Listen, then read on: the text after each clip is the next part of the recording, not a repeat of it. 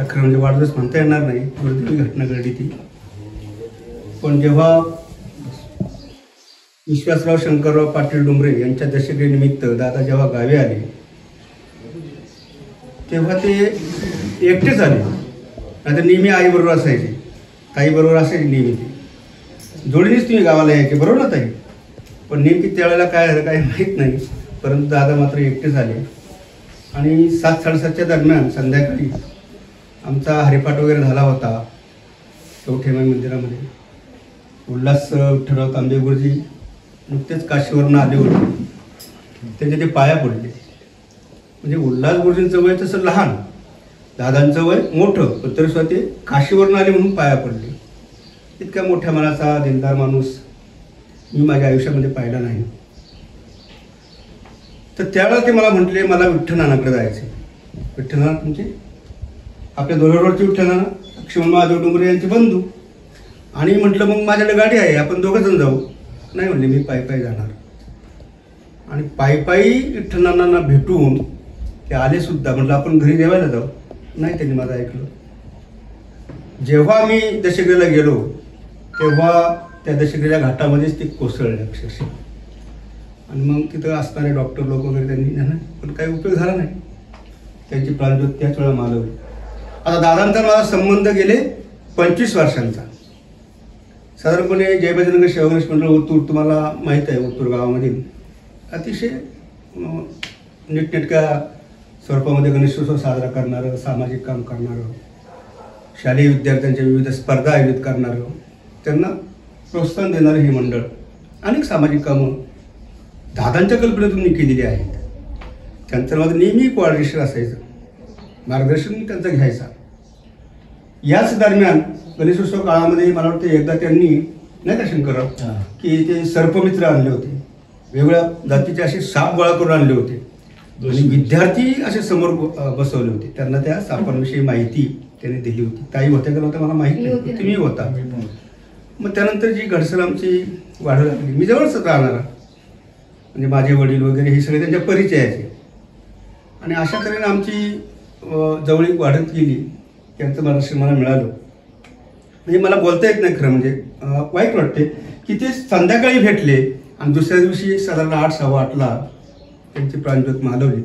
हे मला फार धक्कादायक होतं. भरपूर काही प्रयत्न केला पण काही इलाज झाला नाही.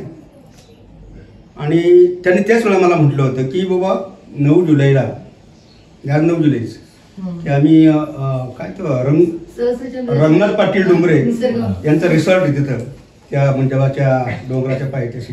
तिथं आम्ही सर्व एकत्र येणार आहोत मित्र. आणि तिथं आमचा एक सामुदायिक सहस्त्रचंद्र दर्शन सोहळा आम्ही आयोजित करणार आहोत, ती त्यांची कल्पना होती. नाही जमलं, हरकत नाही. काल टी व्हीवरच्या बातम्याने आम्ही पर म्हटलं आता जमते का नाही यायला. तुम्ही केवळ मेसेज पाठवला होता, पण मी तुम्हाला फोन केला, म्हटलं नाही मला यायचे. पण दुर्दैवाने इतका पाऊस त्या टी व्हीवर मला पाहायला मिळाला. माझे काही मित्र लोक म्हटले एवढ्या पावसामध्ये कशाला. हो ना करता करता बापू आता किती वेळात पूर्वी ठरवलं नाही जायचं, हरकत नाही, दादांसाठी मला जायचे. म्हणून मी खरं म्हणजे या माझ्या मित्रांना घेऊन आलो. मी स्वतः मोरे सर जय बजरंग सेवा गणेश मंडळात सचिव म्हणून काम करतोय. ते शंकरराव सर पाटील डुमरे उपाध्यक्ष म्हणून काम करतात. त्यानंतर हे शांताराम शिवराम नलावडे रंगोली ड्रेसेसचे रंगोली साडीचे मालक आहेत, तुमच्याच बिल्डिंगमध्ये आहे. हे गोविंदराव हरिभाऊ माळवे सर, हे सुद्धा मला फार मोठं मोलाचं सहकार्य करतात. आतापर्यंत त्याने माझ्या मंडळासाठी लाखो रुपये दिलेले आहेत दादांनी. म्हणजे त्यांचे वडील यशवंत साबाजी तांबे, लक्ष्मीबाई साबाजी तांबे यांच्या स्मरणार्थ आपल्या स्वर्गरथ जो आहे त्यासाठी 51,000 रुपये. आणि मध्ये 75 तुम्ही डोंबिवलीला गेली बरोबर ना, त्यावेळेला मी विठ्ठल शितोळे, शांताराम बापू, विठ्ठलनाना आणि त्यांनी मग तो संभाजीचा काय डायलॉग म्हणून दाखवला. आपण ते डोंबिवलीला कार्यक्रम केला 75 निमित्त. त्यांना मी रात्री म्हणलं होतं, म्हणजे नानांना दररोज येतात माझ्याकडे नाना सुद्धा, म्हणजे जसे दादा तसेच नाना. पण नाना म्हणले आता माझं वय झाले, 90 चालू आहे त्यांचं, नाही मी येत म्हणले. पण 75ला त्यांना आणलं होतं. आणि तो कार्यक्रम मला फार आवडला. विशेषतः तुमच्या सुनांनी, तुमच्या त्या नातांनी, तुम्ही स्वतः, त्याची ती थोरली सुना इथं दिसत नाही, हा आहे, त्यांनी भरपूर काही आम्हाला फार बरं वाटलं. ते म्हणजे असा कार्यक्रम मी माझ्या आयुष्यामध्ये कधी पाहिला नव्हता. घरगुती कार्यक्रम होता. दादा गेले, मला फार वाईट वाटलं. दादांच्या पवित्र स्मृतीस मी माझ्या जय बजरंग सेवा गणेश मंडळातर्फे, कवठी एम.आय. परिवारातर्फे, समस्त ओतूर ग्रामस्थांच्या वतीनं भावपूर्ण आदरांजली व्यक्त करतो आणि थांबतो. दादांबद्दल बोलायचं म्हटलं तर त्यांनी सर्व सुनांना मुलीसारखंच प्रेम दिलं. म्हणजे असं कधी दडपण नाही आलं त्यांच्याशी बोलताना. म्हणजे मुलीसारखंच वागवलं त्यांनी.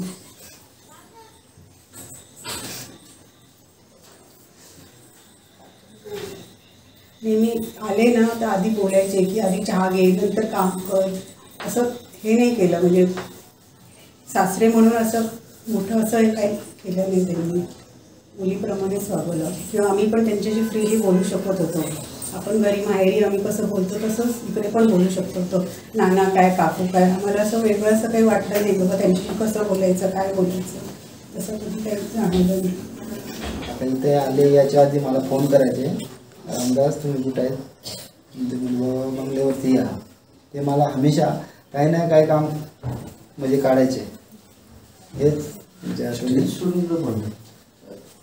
नाही, मला भरपूर काय गोष्टी त्यांनी, काकांनी मदत म्हणजे असे का मला सगळ्या काय गोष्टी शिकवल्या.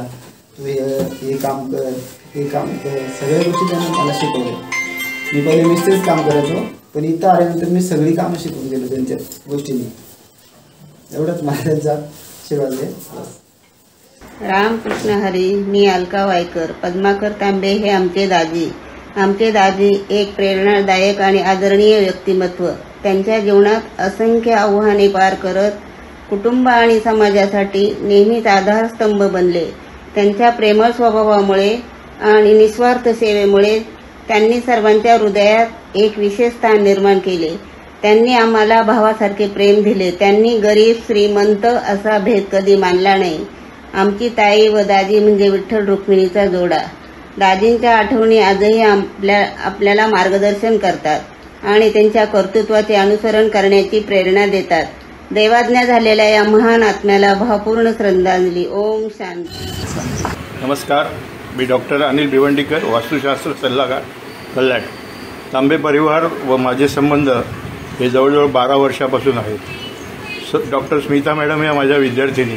मात्र तांबे काका यांच्यावर आमचे संबंध हे घरोब्याचे, आपुलकीचे, जिव्हाळ्याचे होते. आमच्या संस्थेच्या क्लाससाठी नर्सरी वापरण्यात परवानगी देणे, नेरळला, ओतूरला हक्काने घेऊन जाणे, उज्जैनला मॅडमना डॉक्टरेट दिली गेली तेव्हा आवर्जून आमच्याबरोबर येऊन स्वतःची गाडी घेऊन येणे, तेथे आमच्याबरोबर गप्पा मारणे ही एक पर्वणीच होती. त्यांच्याबरोबर गप्पा मारणे ही पर्वणीच होती आणि ते कोणत्याही विषयावर ते अधिकाराने बोलत असत. त्यांच्या जाण्याअगोदर 8 दिवस अगोदरच मला कल्याणला आले होते आणि कल्याणला आल्यावर मला फोन करून त्यांनी भेटायला बोलवले आणि आमच्या गप्पा रंगल्या. तर त्यांनी आमंत्रण दिले, नेरळला या, आपण कुटुंबासमवेत मजा करूया, ओतूरला जाऊया. तर त्याप्रमाणे कसं आहे की जर बघितलं तर काकांच्या जाण्याने, अकस्मात जाण्याने सर्वांना धक्का बसला आहेच आणि खरंच एक पोकळी निर्माण झालेली आहे. पण काय करणार, नियतीपुढे येणं कोणाचे चालत नाही. मी व माझ्या कुटुंबातर्फे तांबे काकांना श्रद्धांजली देत आहोत व लक्षात ठेवा की आम्ही सदैव तुमच्या कुटुंबाच्या पाठीशी आहोत. धन्यवाद. ओम शांती. पदममामाबद्दल काही बोलायचं झालं तर काय बोलू आणि किती बोलू असं होऊन जातं. हा मामा म्हणजे ना उत्साहाचा अखंड वाहणारा एक धराच होता. दारी आलेला पाहुणा असो किंवा फोनवरचं बोलणं किंवा अचानक कुठेतरी झालेली भेट, या सगळ्यामध्ये त्याचं पहिलं वाक्य नेहमी सळसळच्या उत्साहात यायचं आणि नंतर मग त्याची गाडी हळूहळू रुळावर यायची. कोणाची फिरकी घ्यायची झाली तर तीसुद्धा अगदी हसत घ्यायची. याच्या स्वभावाचा महत्त्वाचा पैलू म्हणजे त्याने जपलेले नातेसंबंध. थोडा हळवा होता हा, पण त्यांनी प्रत्येक नात्याला न्याय दिला. प्रत्येक नातं जोपासलं, वाढवलं, त्याला जिव्हाळा आणि आपुलकीचं खतपाणी घातलं आणि याही पलीकडे जाऊन त्यांनी आपल्या आयुष्यामध्ये इतकी माणसं जोडली, इतके नवे नवे मित्र जोडले, त्यांना टिकवलं, हे महत्त्वाचं. अर्थात या सगळ्यामध्ये आमच्या मामीची पण तितकीच मोलाची मदत त्याला झाली. हा एक दुग्धशर्करा योगच म्हणायला हवा. एक मामा म्हणून बोलायचं झालं तर हा एक असा छान मामा होता, म्हणजे अगदी त्या गोष्टीतल्या मामासारखा, आपले सगळे हट्ट पुरवणारा. माझ्या बाबतीत मला मुंबईला नोकरी मिळण्यासाठी एम्प्लॉयमेंटचं कार्ड काढणं, अर्ज करणं, परीक्षा देणं, इंटरव्ह्यू देणं, या सगळ्या प्रोसेसमध्ये हा आमचा मामा आणि आमची रजा मावशी या दोघांची मला मोलाची मदत झाली. आणि बॅक ऑफिसला आमची मामी सदैव तत्पर असायची आमची सगळी तयारी करून देण्यासाठी. त्यामुळे मला पटकन नोकरी मिळाली आणि माझं लग्नही लवकर ठरलं. त्यानंतर आम्ही डोंबिवलीलाच राहायला आलो. त्यामुळे झालं असं की दोन्ही मामा कल्याण डोंबिवलीला असल्यामुळे आईवडिलांची चिंताच मिटली. आणि त्यानंतर आम्ही डोंबिवलीत होतो तोपर्यंत आणि त्याही नंतर अगदी आज गायत या दोघांनी आम्हाला कुठलीही कमतरता भासू दिली नाही. आम्हाला कधीही एकटं सोडलं नाही, सदैव आमची काळजी केली. ही एक फार वैशिष्ट्यपूर्ण गोष्ट म्हणायला लागेल. एक महत्त्वाचा उल्लेख करायला हवा तो असा की मामा आणि मामी यांचे नातेसंबंध एकमेकांना पूरक होते. त्यांना बघून मला अगदी त्या सीमा आणि रमेशदेवची आठवण व्हायची. अगदी दृष्ट लावण्यासारखा जोडा होता त्यांनी. पण त्यानंतर पुढे मामीचं आलेलं आजारपणात तिची सारखी चाललेली ऑपरेशन्स, त्यामुळे तिची होणारी चिडचिड, हतबलता, आणि दुसऱ्या बाजूला अगदी शांत संयमी मामा, हे सगळं अगदी समजूतदारपणे घेणारा, ती मामीची समजूत काढणारा, तिला जपणारा, तिला हवं नको ते बघणारा, तिच्या सगळ्या गोष्टी जरूर हव्या, तिला हव्या असणारी प्रत्येक गोष्ट जरूर पुरवणारा असा हा मामा. या सगळ्या आजारातून त्यांनीच तिला आपल्या पायावर उभं केलं. आणि अगदी सगळं स्थिर सवय झाल्यानंतर पटकन त्यांनी एक्झिट घेतली. असो, ईश्वर इच्छेला पर्याय नाही. तर ह्या आमच्या मामाला आमच्या सगळ्या भाचे मंडळींतर्फे मी श्रद्धांजली वाहते आणि त्याच्या आत्म्याला शांती मिळो अशी ईश्वरचरणी प्रार्थना करते.